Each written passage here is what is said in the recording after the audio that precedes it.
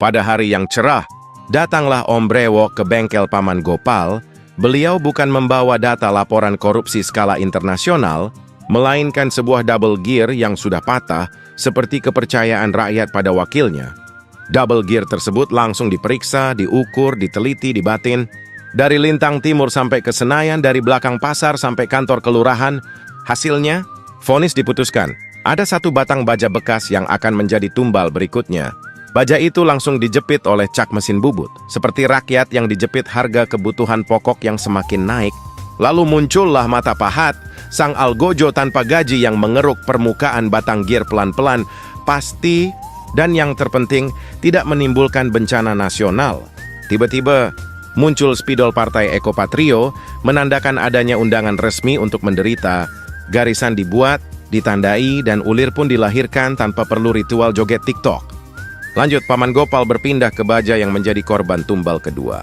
Bagian tepinya diratakan terlebih dahulu. Diratakan lebih mulus daripada jalan raya yang baru selesai dibangun sebelum kunjungan presiden. Kemudian bagian dalam dikeruk sampai lubangnya membesar, lebih besar dari anggaran negara yang bocornya tidak pernah ketahuan siapa pelakunya. Spidol Ekopatrio muncul kembali. Entah kenapa dia selalu datang tanpa diundang, ulir kembali dilahirkan. Tanpa cuti, tanpa pesangon, tanpa konferensi pers. Baja itu kemudian disambungkan dengan gear yang sudah disiksa tadi. Dan langsung divonis seumur hidup oleh Lasan, sang penentu masa depan logam dan calon capres kalau mau. Proses dilanjutkan. Permukaan baja dikikis seperti mengikis reputasi mantan pejabat yang ketahuan korupsi. Bagian ujung dibuat sedikit mengecil, ukuran disamakan dengan gear satunya lagi. Karena kalau tidak sama nanti dibilang diskriminasi komponen. Dan seperti biasa, spidol Ekopatrio muncul lagi dan lagi. Entah ini spidol atau makhluk gaib, ulir pun kembali dilahirkan tanpa menunggu trending. Lalu tibalah giliran gear terakhir yang masih sekarat, diberikan pertolongan pertama.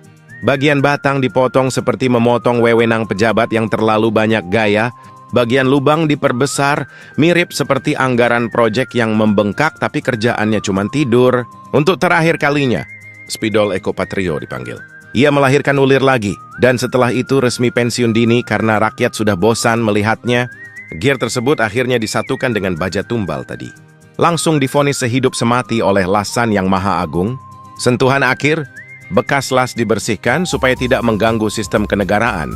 Lubang bagian dalam ditegaskan lagi, karena sempat tersumbat omongan manis politisi.